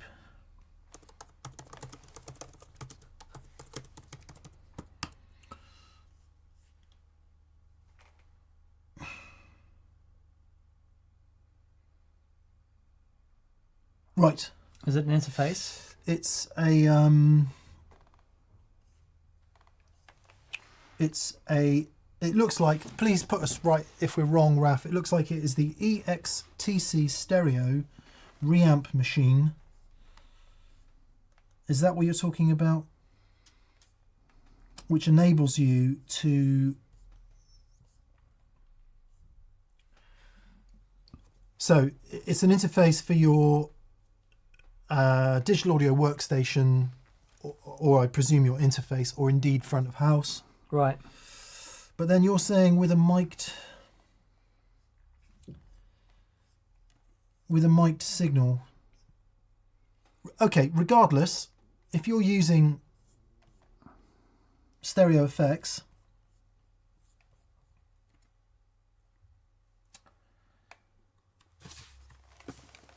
you've got send and return for both. So unless it has isolation internally, then yes, you do need a ground lift. Yep. So if you've already got it, plug your effects in and see if you've got a buzz. And if you haven't, you don't need to worry. It depends if it isolates internally or not. I mean, it must do. They know what they're doing. Yeah.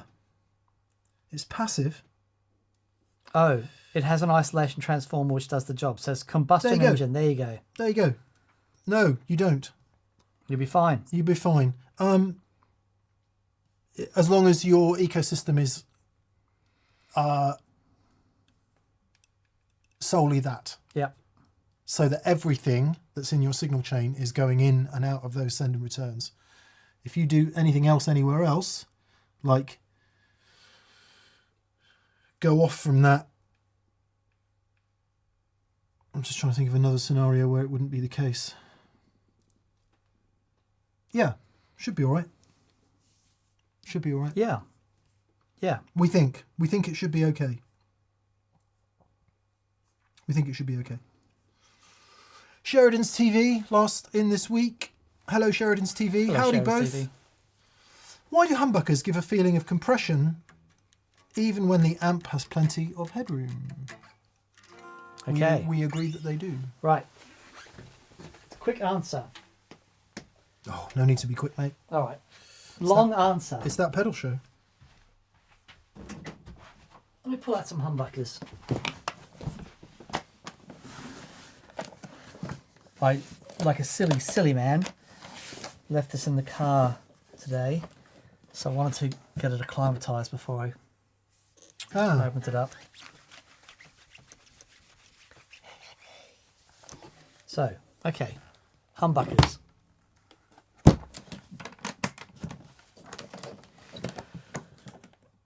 I still use the original case because I just haven't found a case better.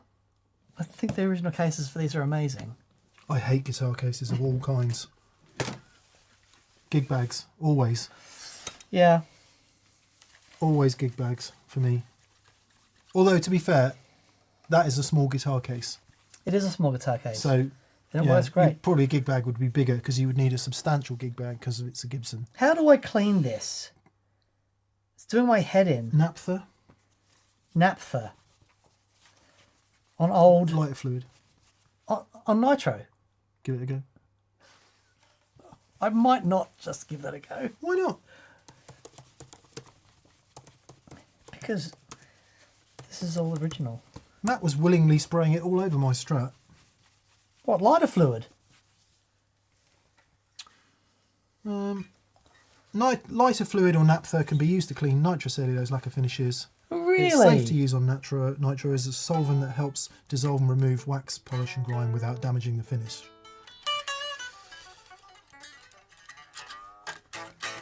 That's what artificial information, Google artificial information says. Okay. So, are you going to trust it? Not without a second or a third opinion. Okay, so... Yeah, loads of people saying it's fine. Okay, great. Yeah. I've always used it, but... So the interesting thing about humbuckers, if you imagine, right, here are humbuckers. You've got two coils. And the reason that they're called humbucker is one coil is a reverse wound, reverse polarity, and it takes the hum and bucks it, basically. Humbucker. But what the humbucker does that's very interesting is it gets to its limit a lot faster than with a single coil. So if you pick, it will generate more, it generates its current, because even though it's a tiny amount of current, anything that does work is current. But that's, okay, say voltage. It gets to the peak. It takes less input to get to that peak than the single coil does. So the single coil feels like it's got loads more headroom. The humbucker technically has the same headroom, it just gets there faster. Right. So, yeah. Is there What a a rock. do you think there might be an EQ part of the argument where there's more low mids and bass, and therefore the amp is getting to us? That's very nice. potentially? Very nice. And so the argument being, if this is putting out low mids and bottom end, it takes more energy for the amplifier to amplify those frequencies. Therefore, the amplifier may be getting to its potential earlier than with a guitar that isn't producing all that bottom end. So absolutely, it all matters. It all matters. David Burke. Hey, David, hope you're doing well, mate. He says you've got to learn to be more gentle with the humbucker. I absolutely agree. Yes. I really agree.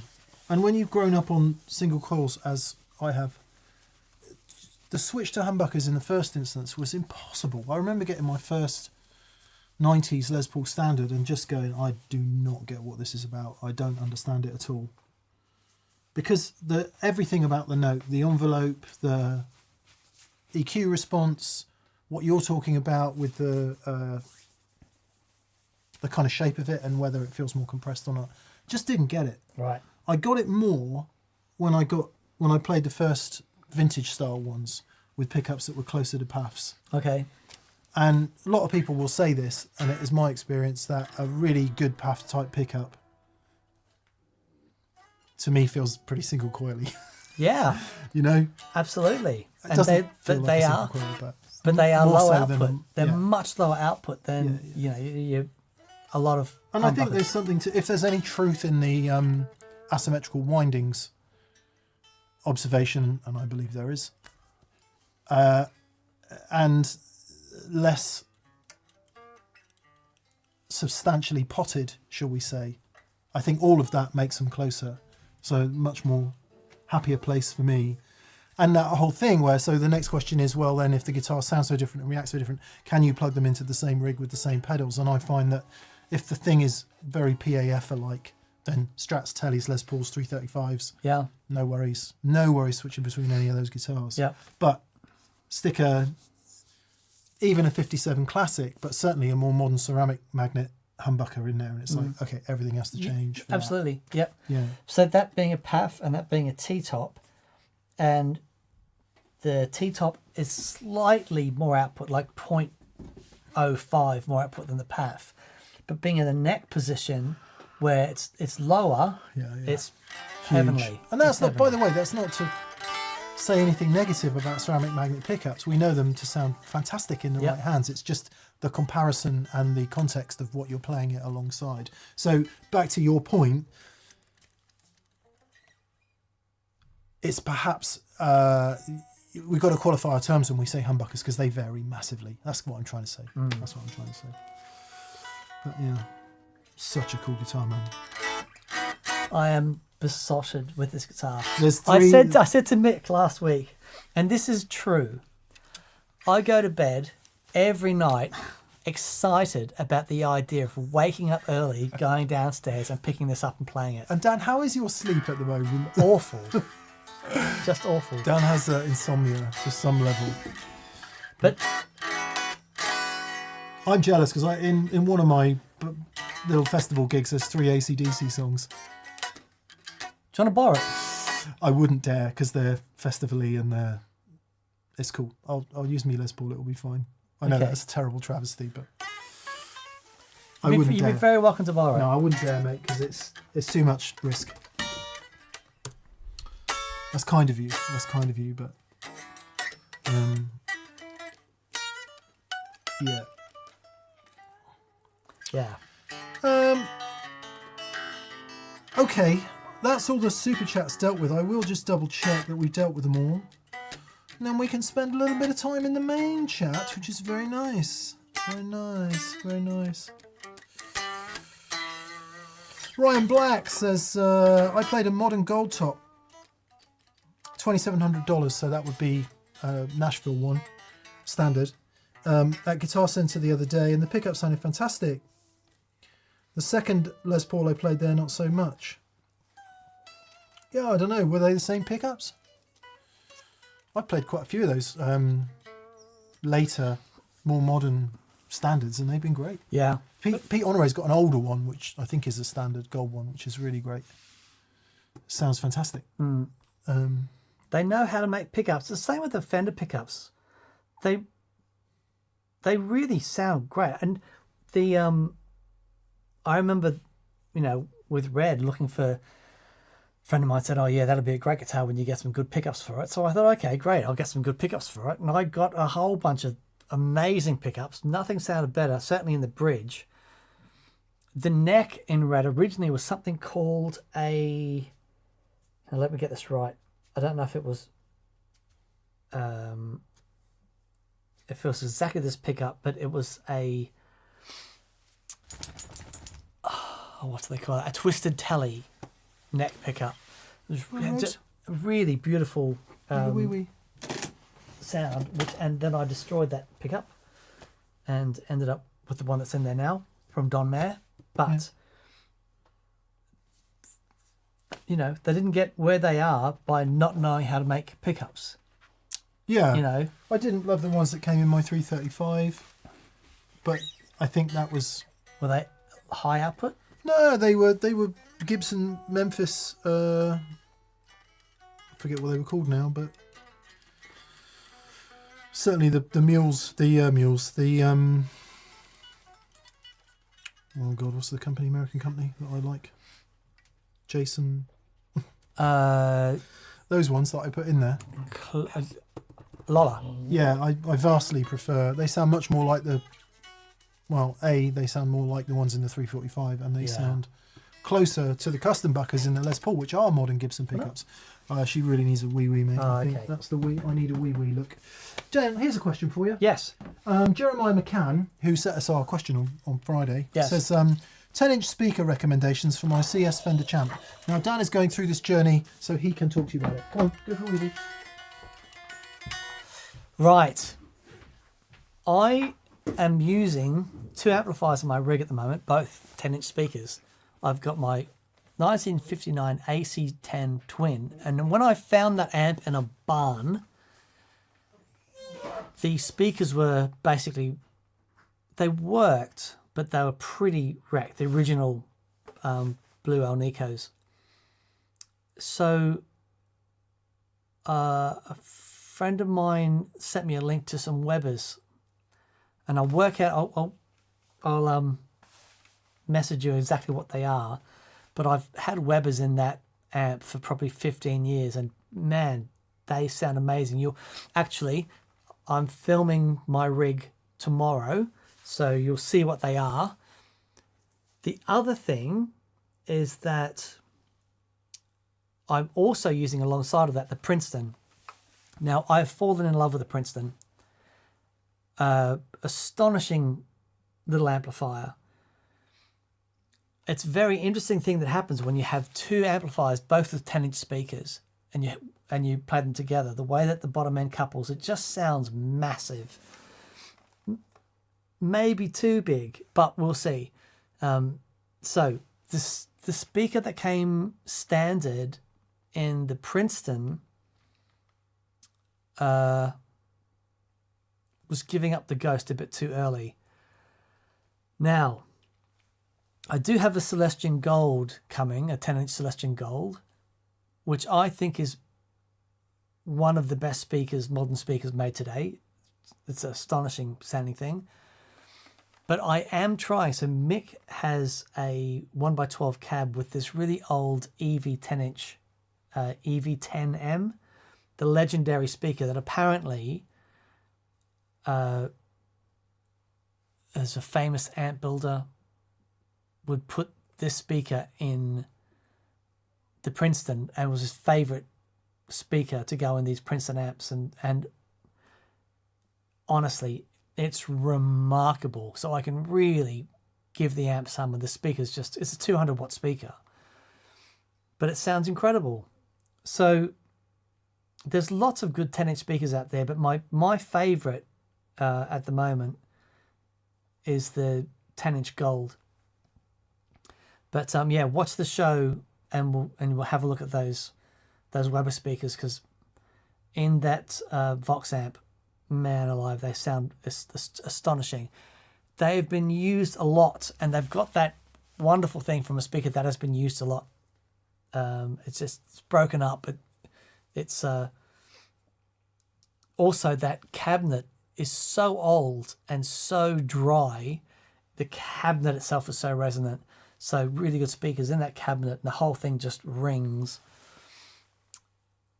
Yeah, so favourite speaker for a 10-inch though, I've never heard the Celestian Gold 10-inch. I've never heard it sound anything less than spectacular in any 10-inch amp. Hope that helps. Mick is outside with Rosie. Let's see if anyone else has anything. Gordon Rankin, g'day mate, says Warehouse makes great speakers. Yes, they absolutely do.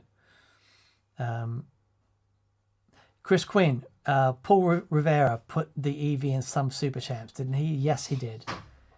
Yes, he did. And also, that was the start. Now, I might be incorrect about this, but I think I'm correct because Mick brought it up the other day. That was how Mesa got started. Michael, Hello? how did Mesa get started with the 10-inch into the Princetons? Mesa, they started modding Princetons. There you go. So Randy and I think somebody else, but certainly Randall Smith, Randy, Good started modding Princetons. Good girl. And I want to say it was one of the modded Princetons that had the I know. I love you too. had the uprated everything in it, and that was the famous Carlos Santana, that thing really boogies quote. No way. Yep. Okay. Well, I can confirm that speaker in the Princeton, Works. it's So incredible. be interested to hear it alongside a gold, Yes. because one issues I'm finding with EVs lately is they're just so, I mean, I love the tone of them. Hopefully Dan covered this, but in your Champ, because this Champ's what, 6 watts, 5 watts, 6 watts, something like that, to really break that speaker and make it flap and get speaker distortion, then it needs to be a very low rated speaker. So Yeah. if you went with a higher power speaker, you're not really ever going to be challenging the speaker, which No. might be a sound you like or you like less. I've certainly found that for recording, I definitely like the speaker to be doing something. Oh, really? And for live, I don't want it doing anything. Oh, yeah. Okay. Interesting. Headroom. Yeah. Now, what that ends up sounding like once you've mic'd it and it's out front and everything is a different matter. But the feel of it, I don't want it giving up in a live environment because I want it always to be there. So you can make that decision, and that might inform your speaker. So if you went with an EV, for example, which would be insane in a Princeton, but even if it would fit, it probably wouldn't. You in a Champ? Yeah, sorry, in a Champ, Yep. you just wouldn't be hearing any No. speaker at all. No. But in the Princeton, because the Princeton has enough volume to warrant. So obviously the EV is. What do you call it? It's it's got quite a bit of loudness. Oh, sensitivity or efficiency. Yeah. Exactly. Yeah, measured in dB at 1 meter. 1 watt. So the EV is quite efficient, and that coupled with the Princeton, it's a punchy thing. You put that next to the AC10, and together, it's a magic noise. The only thing. It's a huge sound because of the way the bottom end couples between those speakers. I'll see what you think tomorrow. I love it. I'm just wondering if it's too big. I don't think so, but see what you think. But it sounds huge. Yeah, I don't know. A lot of people talking about the Warehouse G10A, which sounds like an Alnico A. Right. I'm just guessing, from Gordon Rankin. Hey, Gordon, hope you're doing well, buddy. And a message from Gordon's dog Barley saying hi to Rosie. Hi, Rosie from Barley. Rosie says hi back. Actually, she is just looking out the door going, please, can we go home? Elias Blum, Eli, hey, how are you, buddy? He says, I'm the new steward of an old Rusty Anderson 335. At some point, the MHS, right, Memphis Historical Spec, that's what the pickups were swapped for QX4, OX4 low winds, and they're perfect. Yeah, well, funnily enough, the reason I ended up with my 58 is because I wanted a Rusty Anderson. I've told this story before, but I was at Gibson Memphis when they were making them, and I just loved the way they did the finish on that guitar. They selected the lightest centre blocks they could, and those Rusty 59s, if you can get one. Really? Yeah. Rusty Anderson plays guitar for Paul McCartney, by the way, among other things. And I just couldn't get the cash together. I couldn't get it together, even though I was offered a good deal on it, but I just couldn't get the cash together. So I ended up getting my 58, which is a similar kind of thing. But yeah, nice score, Eli. That's a cool guitar. Well done, buddy. Well done, buddy. Good. Todd Roy says, thanks, guys. What is on tap for Friday? It is fuzzy distortions. So distortions that are a bit distorty, but also a bit fuzzy. Because a lot of people just don't want to do the full fuzz thing, but they like a distortion sound. So we're trying to explore that bit in the middle. And then we put a selection of pedals down that do that well. Obviously, as always, there are going to be many more. And we can't get everything on there. But of the things we had, and there's some really, really great tones in it, actually.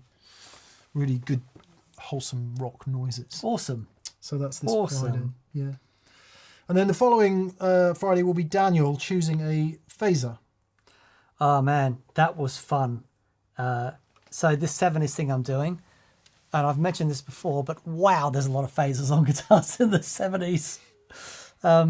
Yeah, it's really cool. Really, really cool. And I've made my decision. And it's, yeah, you'll see in the vlog. Okay, you're not going to tell me. Oh, it doesn't make a difference. I've gone with the 45. Yeah, I thought you might. It's really funny. In the room, you'll see what you think when you watch the show, and it's 2 weeks out, but in the room, they all sounded markedly different.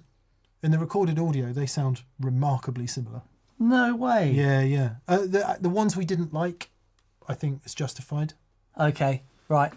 But the ones we did. Yeah. In the ballpark. Mm. Okay. I'll also tell you, my favourite was the one you can't use because of size. Which one? The one made by our Greek friends.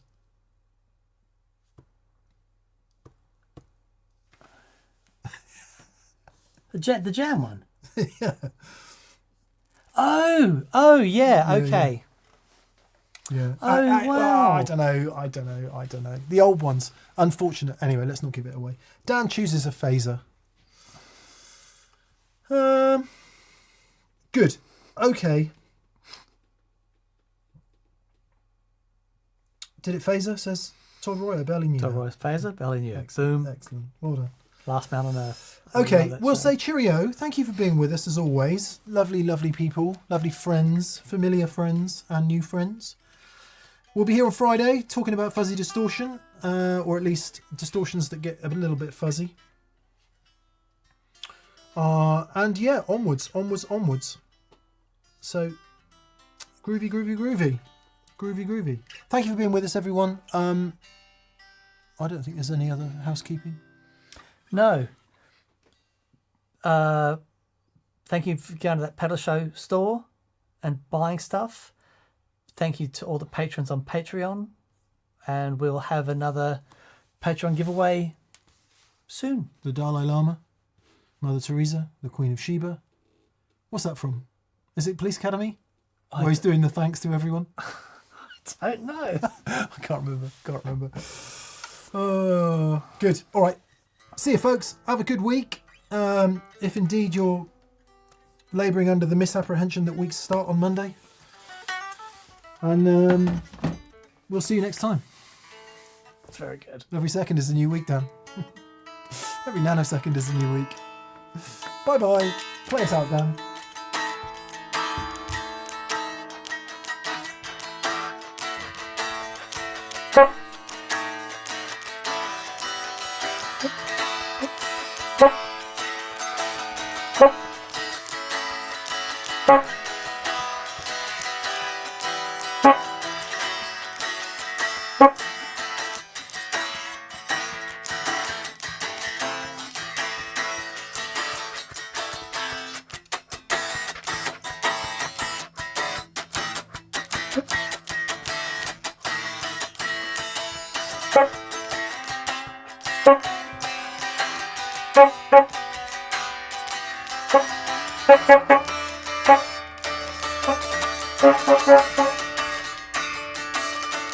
Thank you.